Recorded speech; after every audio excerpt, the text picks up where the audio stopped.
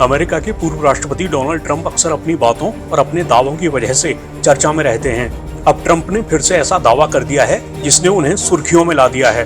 तो हुआ ये है कि अमेरिकी राष्ट्रपति चुनाव में फिर से उतरे ट्रंप ने कहा है कि अगर वो चुनाव नहीं जीते तो 2-3 साल के भीतर इजराइल का सफाया हो जाएगा, उसका अस्तित्व खत्म हो जाएगा।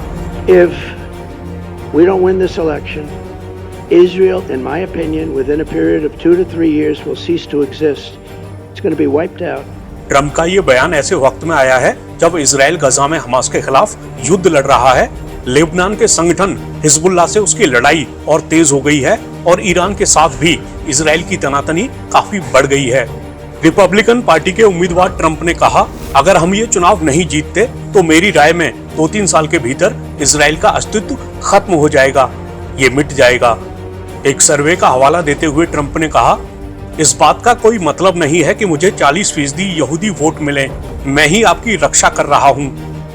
इसके आगे ट्रंप ने यहूदी समुदाय के वोटरों से कहा, अगर मैं जीतता हूं तो इजराइल सुरक्षित रहेगा और हम यहूदी विरोधी भावना के जहर को पूरे अमेरिका और पूरी दुनिया में फैलने से रोकेंगे।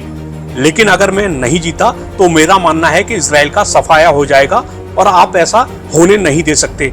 मुझे नहीं लगता कि आप ऐसा होने देंगे। ट्रंप ने इस दौरान राष्ट्रपति चुनाव में डेमोक्रेटिक पार्टी की उम्मीदवार कमला हैरिस को भी निशाने पर लिया। उन्होंने कहा, हमारे पूरे देश में आपने यहूदी अमेरिकियों पर यहूदी विरोधियों और हमास समर्थकों के उत्पीड़न और हमलों को देखा है।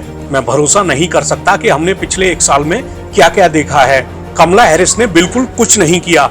उन्होंने आपकी रक्षा करने या आपके बच्चों की रक्षा करने के लिए एक भी उंगली नहीं उठाई है।